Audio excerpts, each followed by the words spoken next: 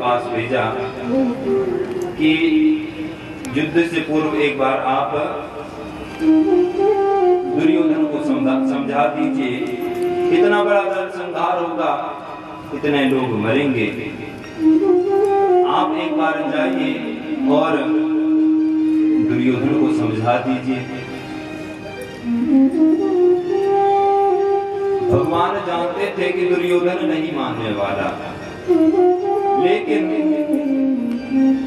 पांडवों के मन को रखने के लिए स्वयं भगवान श्री कृष्ण शांति दूत बन करके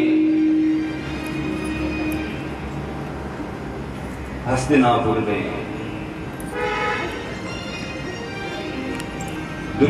तो भगवान श्री कृष्ण ने दुर्योधन को कहा कि दुर्योधन देखो, पांडवों की कोई इतनी बड़ी इच्छा नहीं है, वो तुमसे संपूर्ण राज्य पाठ नहीं चाहते, संपूर्ण शासन नहीं चाहते हैं। तुम चाहो तो उन्हें 5 गांव दे सकते हैं, बस 5 गांव दे दो, उसी में अपना भरण पोषण कर देंगे, उनकी ज्यादा अपेक्षा तुमसे है भी नहीं।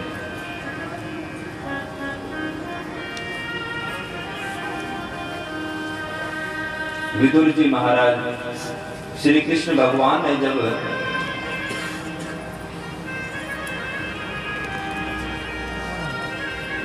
दुर्योधन को जब ऐसी बात कही, दुर्योधन बड़े अहम स्वभाव से भगवान का भी अपमान करने लगा, तिरस्कार करने लगा।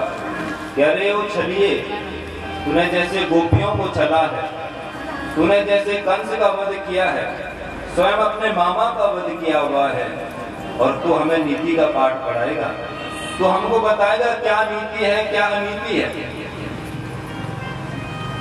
मैं सैनिकों को बोल दिया कि जाओ इसको बांधो, इस छलिए को।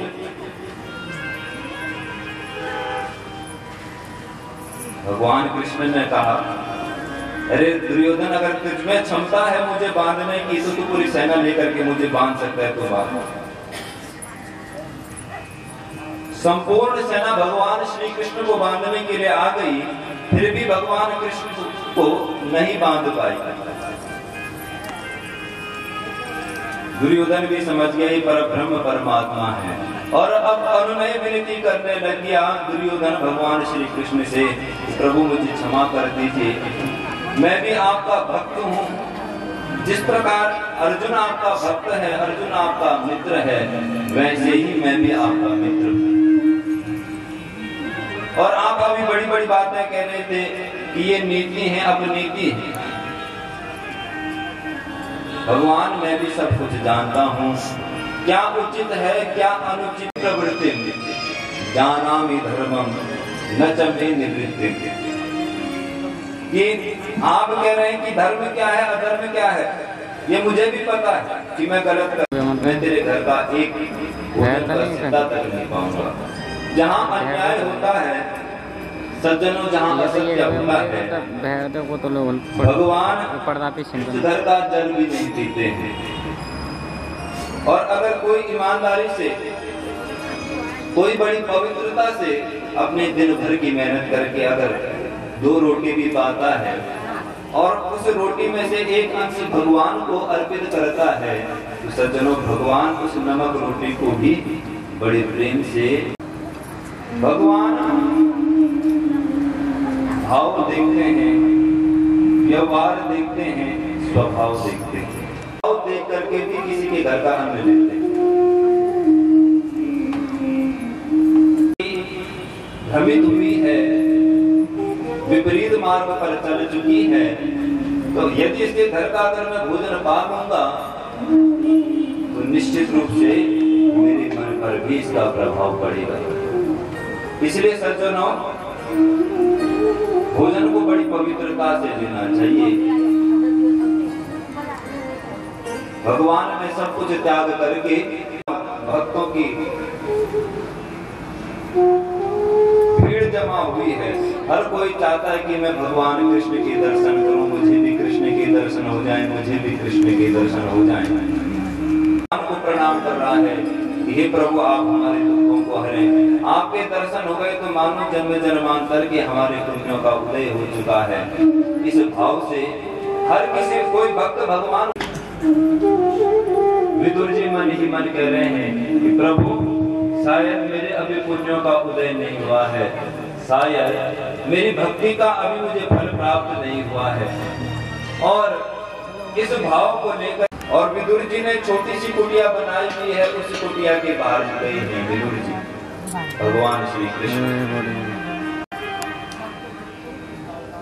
सुलभा उस कुटिया के भीतर भगवान श्री हरि का जाप कर रही है, भगवान कृष्ण को बज रही है श्री कृष्ण गोविंद हरे मुरारे हे नाथ नारायण वासुदेवा, गोविंद गोविंद हरे मुरारे हे नाथ नारायण वासुदेवा।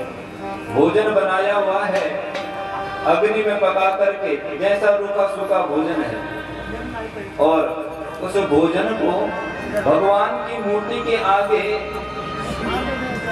भोग लगा रही है सुलभा। तभी तक भगवान कृष्ण आए कि अरे ओ चाची दरवाजा तो खोलो। सुलभा ने जैसे द्वार खोला, जैसे मूर्ति के आगे भोग लगा रही है, वैसे स्वयं ब्रह्म परमात्मा द्वार पे आ गए। सुलभा ने आश्चर्यचकित हो गई, जिस पर ब्रह्म परमात्मा को देखने के लिए लोग हजारों वर्ष तपस्या करते हैं, ऋषि हजारों वर्ष तप करता है, तब जाकर के भगवान के दर्शन होते हैं। वो पर ब्रह्म परमात्मा मेरे द्वार पे आए हुए हैं। वो सोच रही है कि एक कल्पना है, एक सपना है, लेकिन जैसे ही भगवान द्वार से भीतर आए समझ ही नहीं पा रही। वो सोच रही कि मैं कल्पना में हूं, सपने में हूं।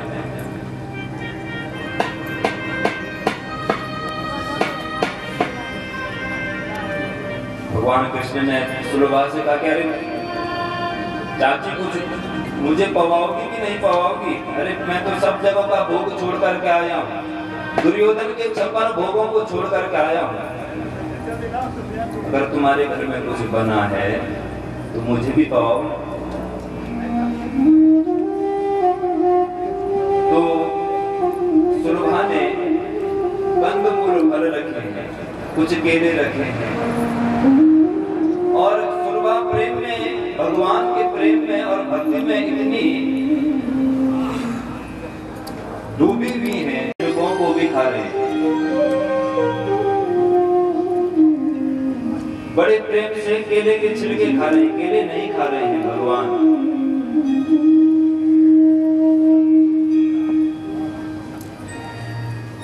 जब एक केले के छिलके खिलाए, दूसरे केले का छिलका खिलाया, तीसरे में सुलभा को थोड़ा होश आया कि अरे प्रभु मैं कर क्या रही हूं, मुझे ये पता नहीं है। भगवान ने सुलभा को समझाया। भगवान श्री कृष्ण ने, देखो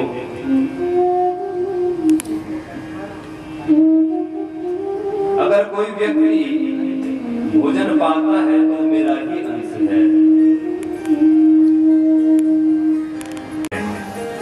एक स्वयं से और एक सब में से। बोले मेरा पेट तो वैसे भरा है, लेकिन मैं तो भाव को देख रहा था कि तुम्हारा भाव किस प्रकार का है। इस केले के छिलके में भी वही स्वाद लगा जो केले में है, क्योंकि भगवान भाव के भूखे होने से जन्म आएंगे, मेरे राम आएंगे। और एक दिन वास्तविक रूप से श्री रामचंद्र जी सबरी की उस छोटी सी कुटिया में आ गए। सबरी ने सोचा मैंने बेर तो इकट्ठा किए हैं, और अगर मेरा कोई बेर भगवान के मुख में चले गया और उसका स्वाद अगर खट्टा हो गया, तो मेरे तो जीवन भर की जो कमाई है, जो मेरी तपस्या है, वो तो भंग हो जाएगी। मेरे भगवान का जो मुख है उसका स्वाद बिगड़ना नहीं चाहिए। इसलिए सबरी क्या करती है, एक एक करके सारे बेरों को चखती है। एक बेर को चखा, ये खट्टा है तो अदा कर दिया। जो बेर मीठे हैं उनको पहले स्वयं चखती है और फिर उसके बाद भगवान को देती है। भगवान भी बड़े प्रेम से उन बेरों को चखते हैं।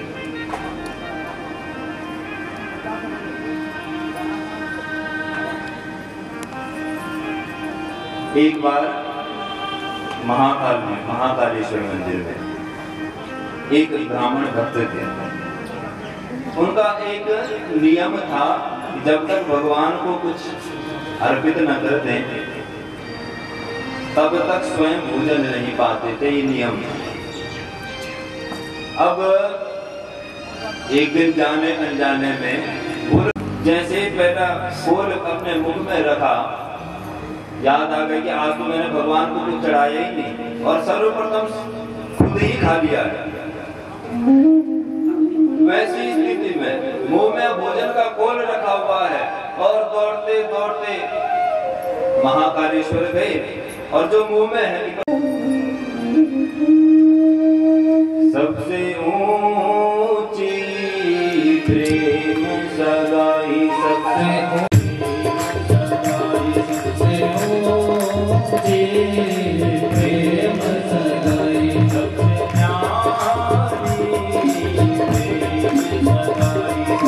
न्यारी प्रेम सगाई। दुर्योधन के मेवा जानो, दुर्योधन के मेवा जानो, दुर्योधन के मेवा जानो, दुर्योधन के मेवा जानो, दाग विदुर खाई सबसे हो।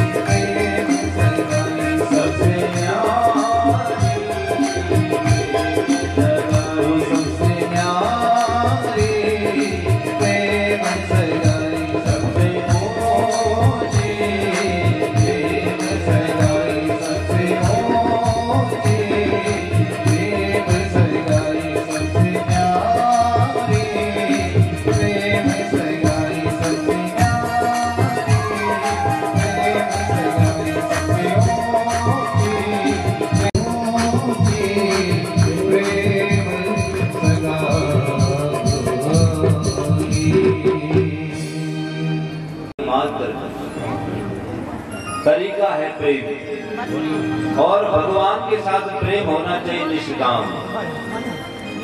निष्काम होके दिन रात गाऊं गोविंद दामोदर माधवेली। श्री कृष्ण गोविंद हरे मुरारे, हे नाथ नारायण वासुदेवा। सज्जनों, भगवान के साथ प्रेम तो होना चाहिए, लेकिन प्रेम कैसा होना चाहिए? निष्काम। हम सब सकाम भाव से प्रेम करते हैं भगवान से। जब तक हमारे काम है तब तक हम भगवान का नाम लेते हैं। जिस दिन हमारा काम हो गया उस दिन काल के वशीभूत होकर सब अपने अपने भाग्य को भोग रहे हैं किसी न किसी माध्यम से। कोई किसी समय पर अकारण सुखी होता है, कोई किसी समय पर अकारण दुखी होता है। ये सब सज्जनों प्रारब्ध का खेल है। लेकिन भगवान के साथ अगर संबंध है तो प्रारब्ध दुख का समय कब कटता है, सुख का समय कब कट जाता है, इसका हम पर किसी भी प्रकार का प्रभाव नहीं पड़ता। और सज्जनों, इसी कलयुग में कई उदाहरण हैं इस भक्ति के। मीराबाई थी, आप सब जानते होंगे, अल्पायु में ही पति की मृत्यु हो गई। 13 वर्ष की आयु में विवाह हो गया और उसके कुछ समय बाद पति की भी मृत्यु हो गई। कोई पुत्र नहीं, कोई पुत्री नहीं थे, लेकिन एक छोटी सी मूर्ति थी मीराबाई के पास। भगवान कृष्ण की छोटी सी मूर्ति अपने पास रखी थी और उस मूर्ति को भजती रहती थी कि मेरे पति तो यही है, मेरे सब कुछ, पति परमात्मा सब कुछ यही है, ये है तो मैं हूँ, इन्हीं से मेरा अस्तित्व है। संसार बुला रहा है मीराबाई को, संसार संपूर्ण जितने हैं, कोई कहीं से कुछ अपशब्द बोल रहा है, मीरा उस शब्द को भी सुनती है। और एक छोटी सी मूर्ति है, कुछ नहीं, लेकिन उस मूर्ति में इतना विश्वास है, इतनी श्रद्धा है कि राणा सांगा ने विष का प्याला दे दिया। ये तो हमारे पूरे परिवार पर अब कलंक होने वाले। ये तो कहीं पर जा रही है, कहीं पर भी नाच रही है, कहीं पर भी गा रही है, कहीं पर भी हंस रही है। ऐसे में तो हमारे परिवार पर कलंक लग जाएगा। सब हमको बोलेंगे, अरे इतने बड़े घराने की बहू और ऐसा व्यवहार कर रही है, कहीं पे नाच रही है, कहीं पे कुछ कर रही है। इसलिए अब इसको विष दे करके मारना ही उचित है। राणा सांगा विष का प्याला लेकर के दिया, बोला दूध में विष मिला दिया और बोला कि आप इस दूध को पीजिए। मीराबाई ने उस विष का भी पान किया, लेकिन उस एक छोटी सी मूर्ति पर ऐसा विश्वास था कि उस विष को भी उसने विश्राम में परिवर्तित कर दिया। वो विष भी अमृत में परिवर्तित हो गया। सज्जनों, ये भगवान की ही तो अद्भुत और असीम शक्ति है जो विष को अमृत में परिवर्तित कर देता है।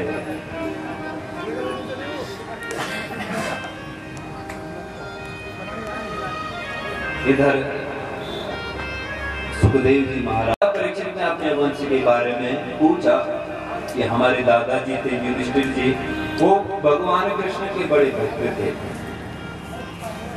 और एक दिन उनको भी भगवान कृष्ण छोड़ करके गमन किया।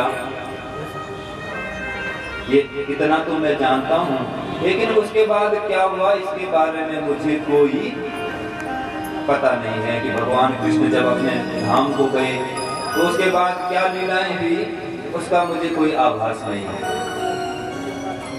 सूत जी महाराज, सुखदेव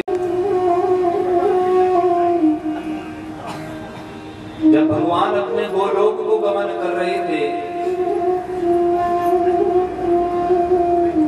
तो उस समय भगवान के जो परम मित्र थे उद्धव जी को भगवान कृष्ण ने कहा कि उद्धव, तुम्हारे लिए मैंने दिव्य ज्ञान रखा हुआ है और इसके लिए विदुर जी को भी बताना, क्योंकि विदुर और तुम उद्धव, तुम दोनों ने मेरी बड़ी निष्काम मन से मेरी भक्ति की है, इसीलिए तुम्हारे लिए कुछ न कुछ मैंने छोड़ा।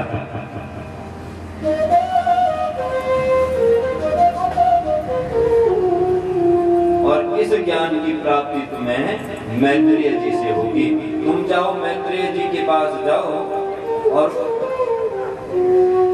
मैं मैत्रेय जी को बता करके आया हूं कि तुम्हें क्या देना है और क्या नहीं देना।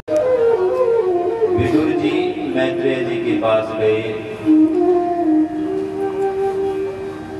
मैत्रेय जी के पास जाने के बाद छोड़ा है और इतने में विदुर जी की आंखों से आंसू आ गए कि अरे प्रभु ने अपने लोगों को गमन कर लिया है। इस प्रकार उन्होंने गोपियों की रक्षा की थी, बड़े बड़े राक्षसों से पूतना इत्यादि का मरण किया था। धर्म की स्थापना करके वो जब गए, कैसे होती है ब्रह्म, कैसे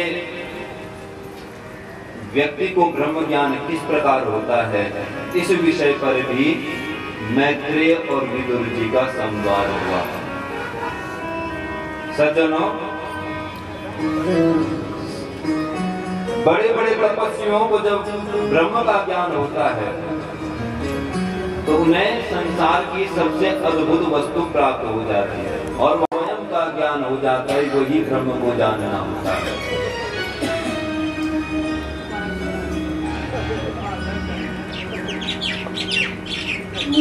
इस सृष्टि की संरचना क्या है?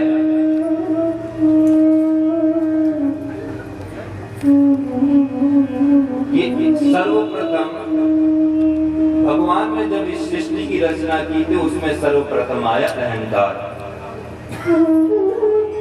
और अहंकार भी 3 प्रकार का, सात्विक अहंकार, राजसिक अहंकार और तामसिक अहंकार। सृष्टि की उत्पत्ति का कारण ही अहम है। भगवान कहते हैं गीता में कि मैं ही सब कुछ हूँ, मैंने ये किया है, मैं नहीं हूँ तो कुछ नहीं है। वो मैं जो तत्व है, उसी से इस सृष्टि की रचना भगवान श्री कृष्ण ने, भगवान श्री हरि ने की। 3 प्रकार के अहंकार की उत्पत्ति। आप सब विदित होगा, क्षितिजल पावक गगन समीरा, ये सब पंच महाभूत है। पंच महाभूत से पंच ज्ञानेंद्रियां, पंच कर्मेंद्रियां, इनकी उत्पत्ति भी बना। और उस गोलाकार ब्रह्मांड में चारों तरफ जल ही जल था। संपूर्ण जल में विश्राम कर रहे थे विराट भगवान श्री आदि नारायण। उनकी नाभि से एक कमल की उत्पत्ति हुई और उस कमल की उत्पत्ति होने के उपरांत उसके ऊपर स्वयं ब्रह्मा जी आ गए। ब्रह्मा जी चारों तरफ देखने लगे कि मेरी उत्पत्ति कहां से हुई है, कौन मेरा उत्पत्ति करता है। चला मेरा उत्पत्ति करता कौन है। और सज्जनों, हमारी भी उत्पत्ति संसार में हुई और हम वास्तविक रूप से अपने से प्रश्न कभी नहीं करते।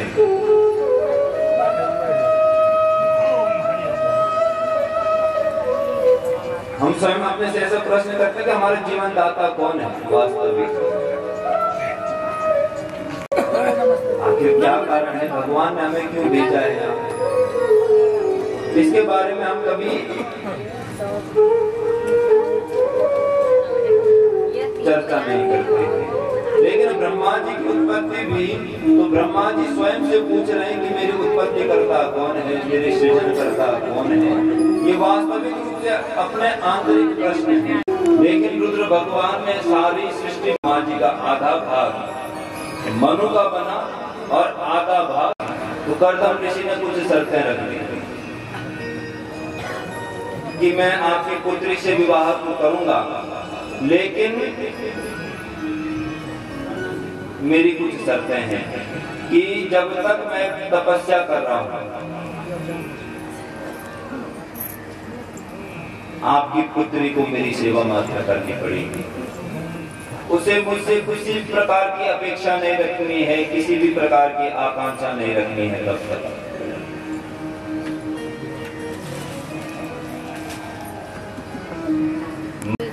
समय आने पर दक्षिणा का विवाह यज्ञ के साथ है। इसीलिए कोई भी जो यज्ञ होता है बिना दक्षिणा के, इसलिए यज्ञ होता है और यज्ञ की पत्नी है दक्षिणा। जब तक दक्षिणा, संतोष से बड़ी दक्षिणा कोई नहीं है। आप अपने यज्ञ करवा रहे हैं, पूरे अनुष्ठान करवा रहे हैं और बड़े प्रेम से ब्राह्मणों की सेवा कर रहे हैं। जितने लोग आ रहे हैं उनका आतिथ्य सत्कार कर रहे हैं, उनको बड़े प्रेम से उनका मान सम्मान कर रहे हैं, वो भी सज्जनों एक दक्षिणा है। क्योंकि हम लोग दक्षिणा का अर्थ ये सोचते हैं, रुपये से हम दक्षिणा का अर्थ लेते हैं, रुपये देते तो दक्षिणा हो गई, हमारा कार्य सफल हो गया।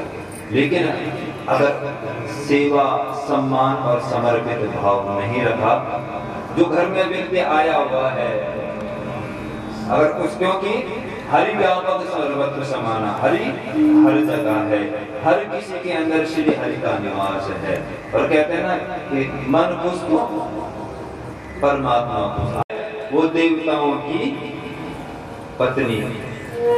आप जब स्वाहाकार करते हैं तो अभी बात चल रही थी कि पत्नी का अर्थ आधा भाग, वो आहुति प्राप्त होती है। और जब हमारे इष्ट देवता या जो हमारे देवता हैं, जिनकी कृपा हमको प्राप्त होती है, होते हैं तो देखा होगा बाहर से भी लोग आते हैं अपने गांव में कि हमारे घर में इष्ट देवता नाराज हो चुका है, हमारा कुल देवता नाराज हो चुका है, घर में अनुष्ठान करवा रहे हैं और वहाँ ब्राह्मण देवता को बुला करके स्वाहाकार के माध्यम से ओम इष्ट देवता भ्यो स्वाहा, ओम कुल देवता भ्यो स्वाहा। क्यों? क्योंकि जिनको हमारे पूर्वजों ने एक बार, नरसिंह है, किसी का भैरव है, किसी की जगदम्बा है, किसी की त्रिपुर बाला सुंदरी है, किसी की काली है, तो ये सब हमारे इष्ट देवता हैं जिनको हमने एक बार पूजन कर दिया, ऊपर भी इसका प्रभाव आने लगता है। इसीलिए कहते हैं ना कि यज्ञ किया करो। यज्ञ के माध्यम से स्वयं के देवता को शक्ति प्राप्त होती है और देवताओं की पत्नी है स्वाहा। दूसरा पितरों को दी गई, पितरों की जो पत्नी है उनका नाम है स्वधा। कहते हैं ना कि तस्मै स्वधा देव्य स्वधा देव अयं तु देव यजनम् इंद्रोपेन्द्रादिभिर्भवः सहभागं न लभतां देवैर्देव गणाधमः। अब दक्ष प्रजापति जो थे, जितने संपूर्ण सृष्टि में जितने भी लोग हैं, इनका एक तो पालन पोषण करना है, नीतियों का बनानी है कि कैसे सृष्टि को आगे बढ़ाया जाए। ये सब दायित्व ब्रह्मा जी ने अपने सबसे बड़े पुत्र दक्ष प्रजापति। इसलिए हर किसी, जब व्यक्ति के अंदर ऐसी धारणा बनती है तो हर किसी से सम्मान की प्राप्ति चाहता है।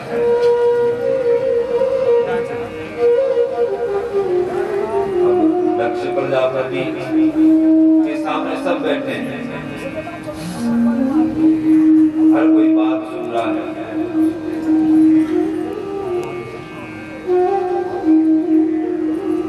इतने में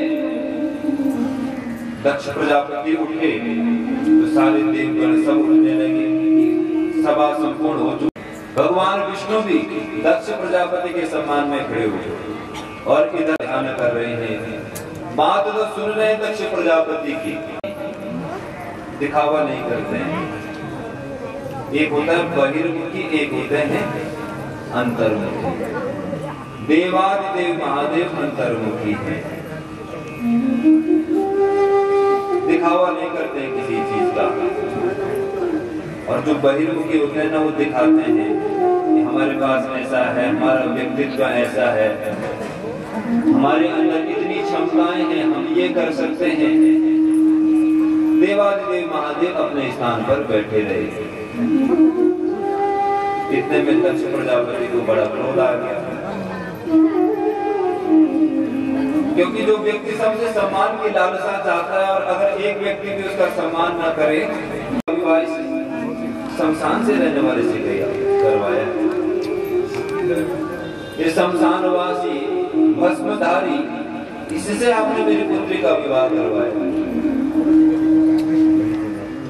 ये समाज में रहने वाला व्यक्ति नहीं है।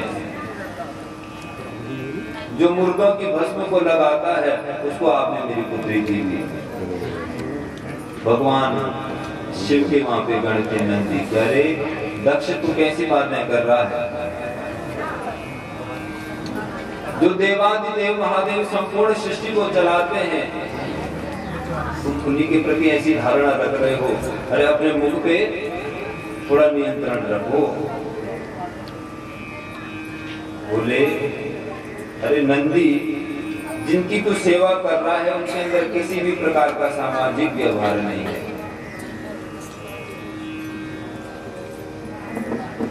बोले, तुम मेरे परमेश्वर को जानते नहीं हो, मेरे परमात्मा को जानते नहीं हो। ही अनुचित बातें देवादिदेव महादेव के बारे में कहने लगा तो नंदी के द्वारा दक्ष को शापित किया गया।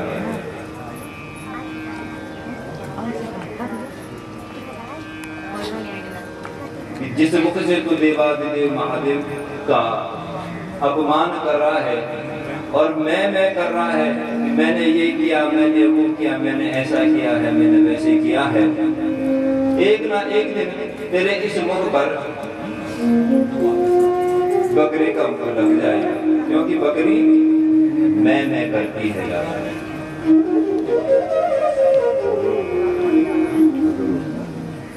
समय आने पर वो जो सभा थी वो भंग हो गई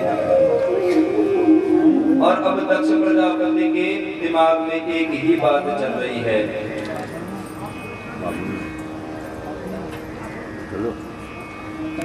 कि किस प्रकार मैं देवादिदेव महादेव से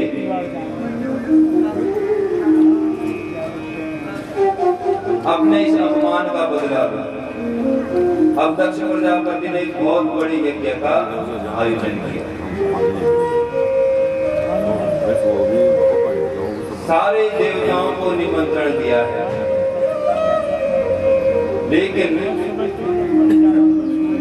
सिर्फ देवादिदेव महादेव को निमंत्रण नहीं दिया है।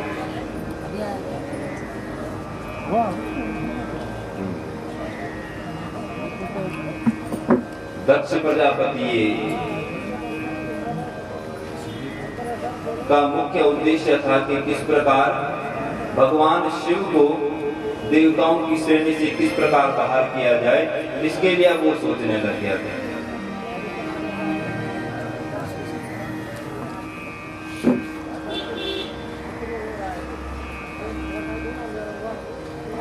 यज्ञ का मानता है और जिस प्रकार करके दूसरे घर में भेजना पड़ता है।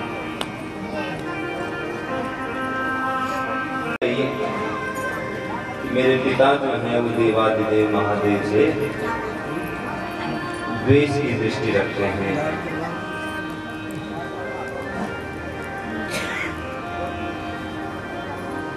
द्वेष करते हैं मेरे, जो कुछ हुआ उसे भूल जाइए। मेरे पिता के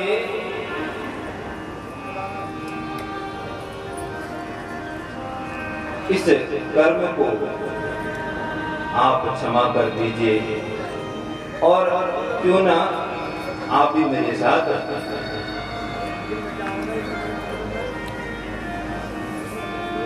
उस यज्ञ में सम्मिलित होने के लिए चाहिए। देवादिदेव महादेव ने सती को कहा कि त्वयोदितं शोभनमेव शोभने अनाहुता अप्यभियन्ति बन्धुषो ते यत्यनुत्पादित दोष दृष्टयो बलीयसानात्मदलेन मन्युना। मैं तुम्हारे पिता के साथ किसी भी प्रकार का द्वेष नहीं रखता, और तुम्हारे ही पिता मेरे प्रति द्वेष की भावना रखते हैं। मेरा उनके प्रति किसी भी प्रकार का द्वेष नहीं है सती। सती फिर मनाने लगी कि अब जब आपका मेरे पिता के साथ किसी भी प्रकार का द्वेष नहीं है, किसी भी प्रकार की हेय दृष्टि आपकी उनके प्रति नहीं है, तो फिर आप चल क्यों नहीं देखते? तो देवादिदेव महादेव ने सती को कहा कि देखो सती, अगर तुम जानती हो, सत्य को जानना चाहती हो, तो मेरी बात मानो। तुम भी भगवान शिव ने को जैसे आदेश हुआ,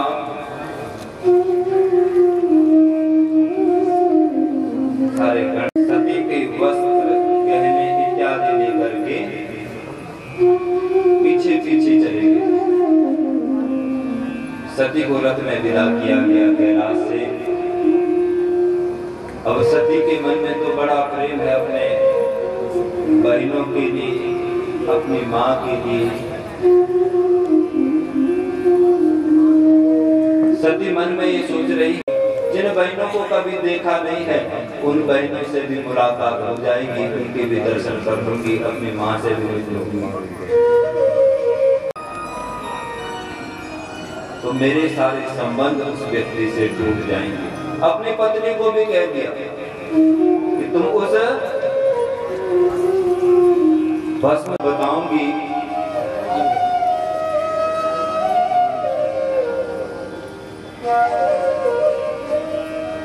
दक्ष प्रजापति ने सती को, अपनी पत्नी को भी कहा है कि चाहे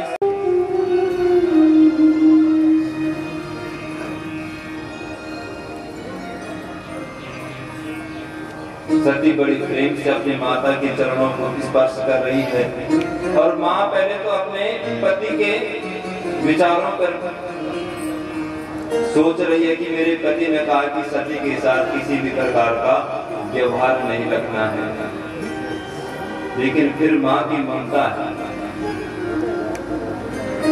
माँ ने मुंह तो फेर लिया सती को देख करके, लेकिन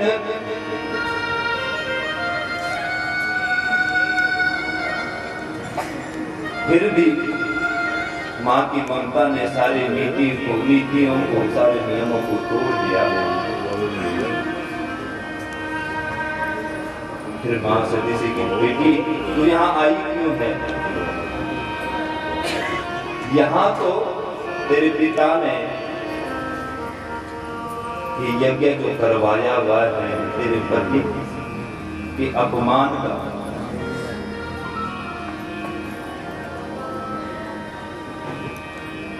कि बदले के लिए तो इतनी बड़ी ये नीतियां बनाई हैं। अगर मेरा कहना मानती है तो, मेरी बात को स्वीकार करना चाहती है तो इस स्थल को छोड़ करके फिर से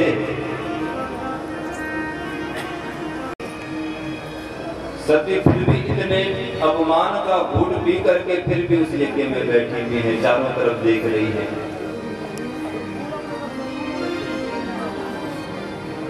ब्राह्मणों के द्वारा यज्ञ हो रहा है, ओम अग्नये स्वाहा, इंद्राय स्वाहा, इस प्रकार यज्ञ चल रहा है। पूरा यज्ञ हो गया, लेकिन कहीं पर देवादिदेव महादेव का कहीं पर नाम भी नहीं लिया गया उस यज्ञ में। देवादिदेव महादेव को कोई पूछ ही नहीं रहा है।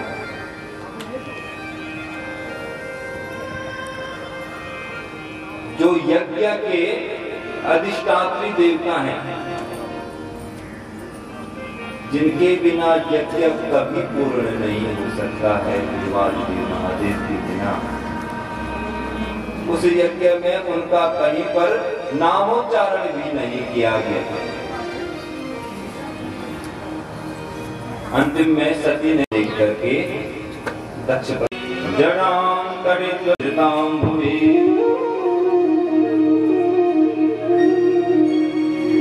उस गण को देवादिदेव महादेव ने कहा अब सब लोग चल रही तो हम क्या कर सकते कि तुम जाओ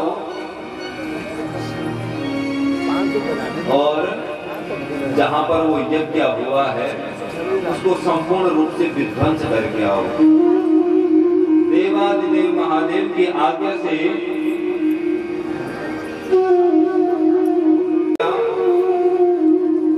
ब्राह्मणों को मार करके दक्ष प्रजापति से पूछा गया कि दक्ष तूने क्या किया?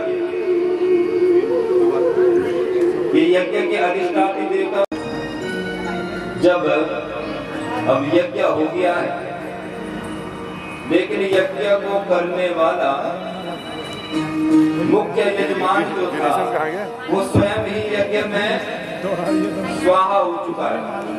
अब जब तक यज्ञ पूर्ण नहीं होता है, कोई यज्ञ अपूर्ण रह जाए तो उस यज्ञ के बड़े हानिकारक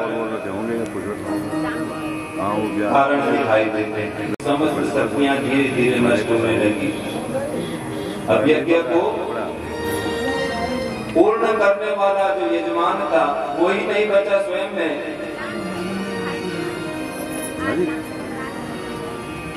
सारे देवगण एकत्रित हुए ब्रह्मा जी बोले तुम जाओ देवादिदेव महादेव को मनाओ। बोले देवादिदेव महादेव का सारे हमने इतना अपमान किया है, वो हमको वास्तव में क्षमा कर देंगे। बोले वो देवादिदेव महादेव। भगवान महादेव का एक नाम है आशुतोष। आशुतुष्यति शीघ्र, जो क्षण भर में प्रसन्न हो जाते हैं, क्षण भर में पुष्ट होते हैं, वो है देवादिदेव महादेव। सारे देवगण कैलाश गए और देवादिदेव महादेव को मनाने का प्रयास करने लगे कि हे देवादिदेव महादेव, हमसे बड़ी गलती हो गई है, हमारे पापों को क्षमा कर दीजिए, हमने आपका अपमान किया है। देवादिदेव महादेव समाधि में देवता जब मन से प्रार्थना कर रहे हैं, भगवान शिव उनकी प्रार्थना का सुन रहे हैं। आइए हम भी कुछ क्षण देवादिदेव महादेव को मनाएं। देवाधिदेव स्वामी योगेशा, देवाधिदेव स्वामी रुद्रेश्वर महेशा, देवाधिदेव स्वामी रुद्रेश्वर महेशा,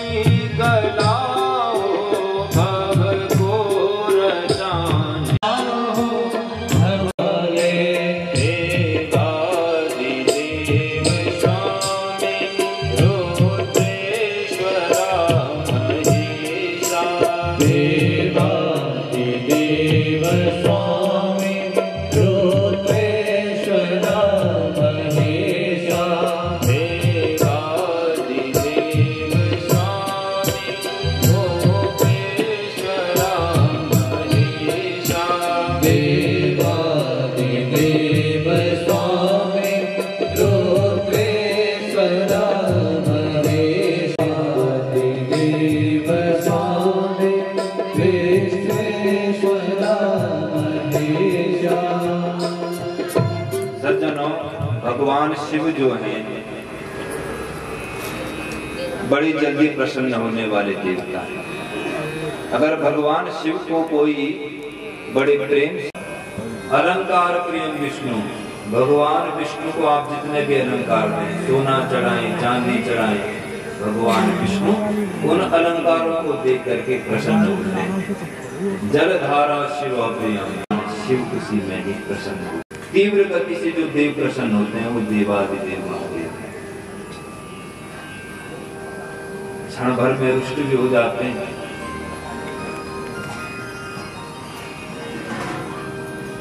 देवताओं के इस अनुनय विनय को देवादिदेव महादेव ने स्वीकार किया।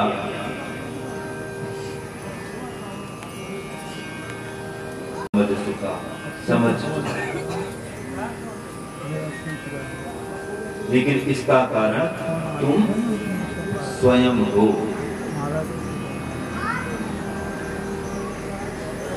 तुम स्वयं अपने अभिमान के कारण, स्वयं अपने पापों के कारण इस कष्ट को झेल रहे हैं।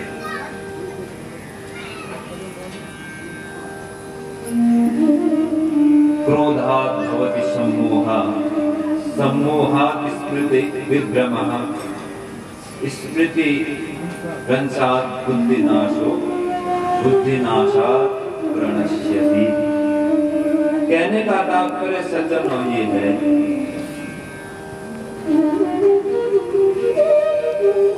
क्रोध से बुद्धि का नाश होता है।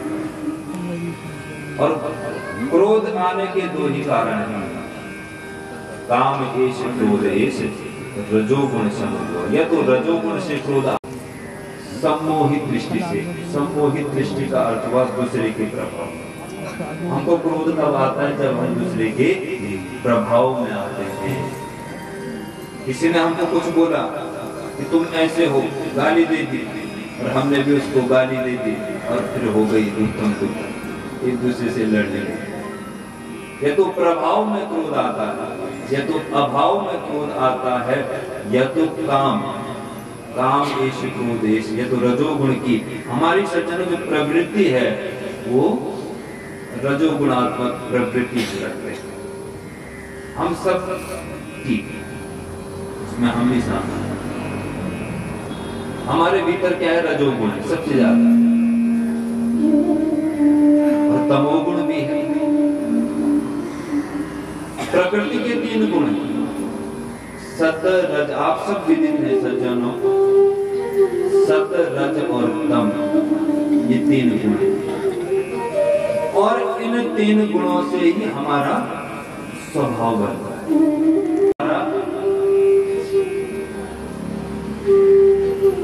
हमारा जब जन्म होता है तो हमारे अंदर सबसे पहले क्या रहती है? बच्चा देखा होता है, जब जन्म लेता है, बच्चे का जब जन्म होता है, बच्चा बहुत सोता है। 6 महीने तक उसे बहुत नींद आती है, माँ भी नहीं देखती उस बच्चे को। कुछ तो उसके अंदर, हमारे भीतर जन्मजात तामसिक प्रवृत्तियां हैं। और दूसरा ये है कि कुछ समय तक उस बच्चे का माँ से भी कोई संपर्क नहीं रहता। कभी बालक की देखा होगा आपने, कभी रोता है, कभी हंसता। देवादिदेव महादेव ने यही बात देवताओं को कही कि आप देवगण तो बन चुके हो, लेकिन स्वयं के अंदर इंद्रियों में आपने किसी भी प्रकार का नियंत्रण नहीं किया।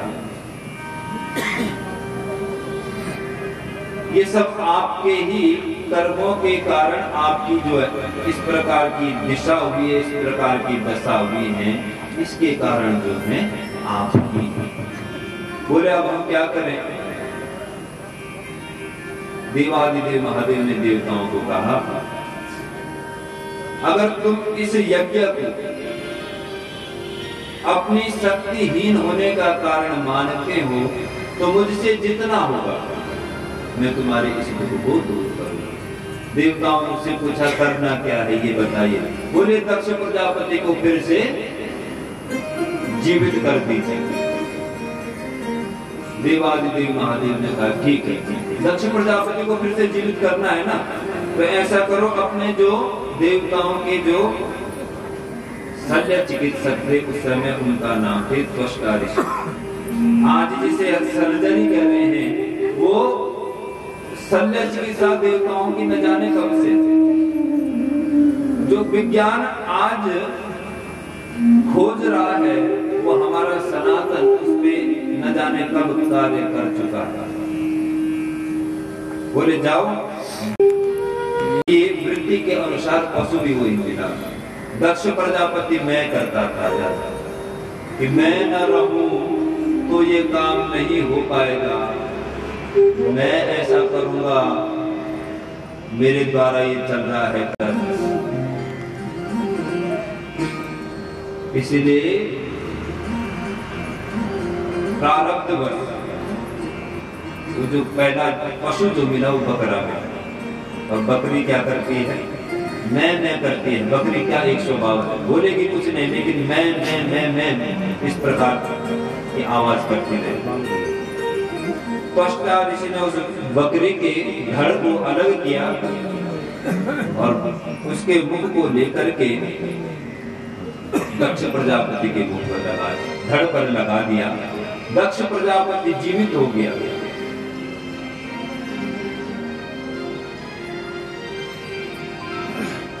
दक्ष प्रजापति ऐसे जब जीवित हुआ तो सर्वप्रथम देवताओं ने कहा कि तुम इस यज्ञ को पूर्ण करो, यज्ञ में आहुति दो।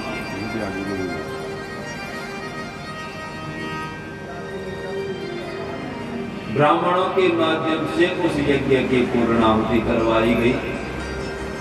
देवता फिर से शक्तिमान गए, सर्वशक्ति संपन्न हो गए। अंतिम में दक्ष प्रजापति देवादिदेव महादेव के चरणों में गए और अब इस मैं का प्रयोग ये कर रहे हैं दक्ष प्रजापति कि प्रभु मैं बड़ा पापी हूँ, मैं अभिमान के कारण आपका बड़ा अपमान किया, मुझे क्षमा कर दीजिए, मेरे इस पाप को क्षमा कर दीजिए। देवादिदेव महादेव ने दक्ष प्रजापति को भी समाधान किया।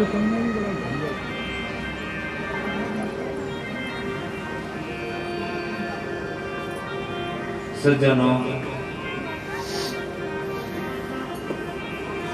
दक्ष प्रजापति को क्षमादान देने के बाद दक्ष प्रजापति अब अपने कार्य को करने लगा और साथ ही साथ देवादिदेव महादेव की स्तुति भजन इत्यादि करने लगा। सज्जनों, हम लोग प्रार्थना करते हैं सब भगवान से, सुबह उठ करके भगवान से प्रार्थना करते हैं प्रभु आज का दिन हमारा बहुत सुंदर जाए, हमसे किसी से किसी भी प्रकार का अपमान न हो, किसी कोई गलत कार्य न हो, ऐसी प्रार्थना लेकर के हम जाते हैं। लेकिन वास्तविक रूप से हम मंदिर जाते क्यों हैं? हम सब मंदिर जाते हैं सुबह से, कोई जाता होगा कोई नहीं जाता होगा। जो नहीं जाता वो घर से सुबह उठ के प्रणाम निश्चित रूप से करता होगा अपने घर से कि प्रभु मेरे दिन भर में कोई ऐसा कार्य ना हो कि मैं किसी का दिल दुखाऊं, मेरे से कोई गलत कार्य ना हो, ऐसी भावना लेते हैं। मैं कोई गलत कार्य ना करूं। लेकिन मंदिर का जाने का अर्थ क्या होगा?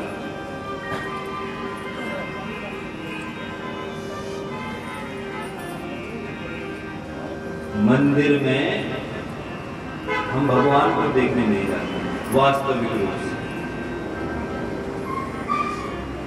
हम स्वयं को देखने जाते हैं। मंदिर में जब हम जाते हैं तो हम भगवान को तो बाद में देख, आंखें भगवान को देखती हैं, लेकिन वास्तविक रूप से हम स्वयं को मंदिर में देखने के लिए जाते हैं। स्वयं को कैसे देखते हैं हम जब मंदिर में जाते हैं तो हम हमारे भीतर जो हमारा वास्तविक मानव है वो जागृत हो जाता है। मनुष्य भीतर से जागृत होता है और वो मानव क्या कहता है कि प्रभु मेरे ऊपर कृपा करना, या जिसकी जैसी मनोकामना है वहां पर सर झुका करके अपनी कामनाओं की पूर्ति के लिए भगवान से प्रार्थना करता है। मंदिर में जाकर के व्यक्ति में बड़प्पन खत्म होता है और वो स्वयं को छोटा समझने लगता है। वहां पर स्वयं अपने दोषों का निवारण हेतु स्वयं मंदिर में जाकर के अपने दोषों का बखान करता है। उस व्यक्ति को पता है कि भगवान हमको कोई नहीं जान सकता ईश्वर के अलावा। हम नहीं जानते कि अभी किसके मन में क्या चल रहा है, किसके मन में कैसी वृत्तियां हैं, कौन क्या सोच रहा है, कौन मुंह से तो कुछ अलग होता है लेकिन मन में क्या चल रहा है ये वृत्तियां हम नहीं जानते हैं। लेकिन हमारा जो वास्तविक स्वरूप है वो भगवान के दर्शन करने में उपस्थित हो जाता है। तन मन धन सब कुछ है तेरा स्वामी, सब कुछ है तेरा, तेरा तुझको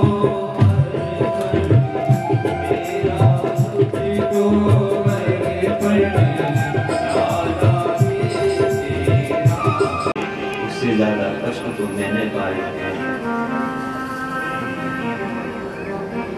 तुझे तो इन विपत्तियों से किसी को अगर गाड़ी में हम बैठे हैं तो गाड़ी में जो हिचकोने लगते हैं, जब गाड़ी उछलती है तो उसका प्रभाव हम पर भी पड़ता है। भले ही कम पड़ता है लेकिन गाड़ी के उछलने का प्रभाव जो उसके अंदर सवारी है उस पर भी थोड़ा बहुत पड़ता ही है।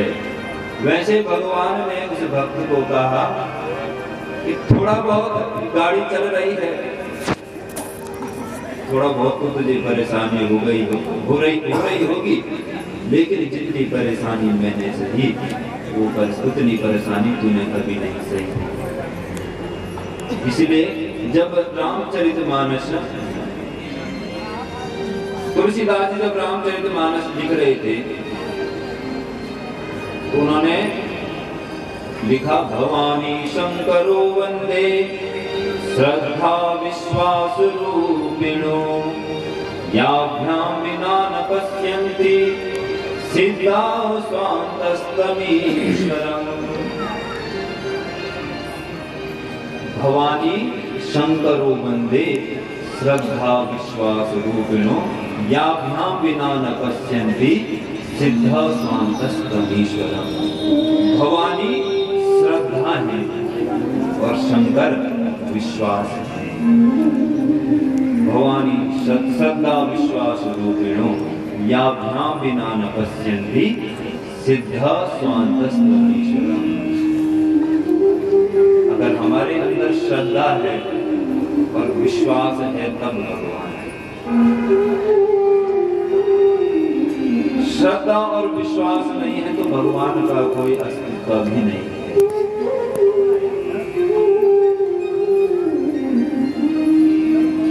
हम बोलते हैं कि गंगा जी सबको पवित्र करती है,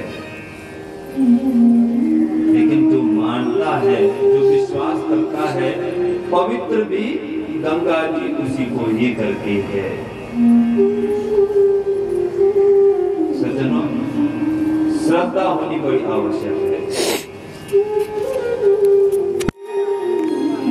सती के भीतर श्रद्धा नहीं थी क्योंकि देवादिदेव महादेव के जो आराध्य थे वो राम, उन्हीं पर ही सती ने संशय करना प्रारंभ कर दिया था। बोले ये राम है कोई? हम भी कहते हैं भगवान है कोई। आज की युवा पीढ़ी सबसे ज्यादा कहती है भगवान है कोई। और जब तक भगवान के प्रति विश्वास था, सती के मन में भी ऐसे ही आया। देवादिदेव महादेव मन ही मन अपने आराध्य श्री रामचंद्र जी को प्रणाम कर रहे थे। एक दूसरे के पूरक हैं। देवादिदेव महादेव के हृदय में श्री रामचंद्र जी हैं, भगवान श्री हरि निवास करते हैं और श्री हरि के मन में देवादिदेव महादेव का निवास है। ये एक दूसरे के पूरक हैं। सती ने जब कहा कि ये भगवान है कोई जो अपनी पत्नी के पीछे ऐसे भाग रो रहा है अपनी पत्नी के पीछे, देवादिदेव महादेव सती को समझा रहे, कह रहे वो परब्रह्म परमात्मा, उनके बारे में ऐसी संशय वाली बातें मत रखो। सती ने फिर भी जब विश्वास नहीं किया तो सती ने मां जगत जननी सीता का स्वरूप धारण करके श्री रामचंद्र जी के आगे उपस्थित हो गए कि अगर ये परब्रह्म परमात्मा होगा तो इसको मिल जाएगा, तो इनका रोना धोना बंद हो जाएगा। श्री रामचंद्र जी ने सीता का स्वरूप बनाया हुआ सती ने, लेकिन श्री रामचंद्र जी ने जब सती को देखा कि इसने तो मां सती को देखा कि इन्होंने रूप परिवर्तित किया है, स्वयं श्री रामचंद्र जी ने सीता के रूप में सती के पैरों को स्पर्श किया, चरण स्पर्श किया कि अरे माँ ऐसी भी क्या आवश्यकता थी कि तुम सीता का रूप धारण करके आ गई हैं आगे। सती को बड़ा अफसोस हुआ। अंतिम में सती ने भगवान श्री रामचंद्र जी से प्रश्न किया कि मैं तो एकदम सीता के जैसा मेरा स्वरूप था,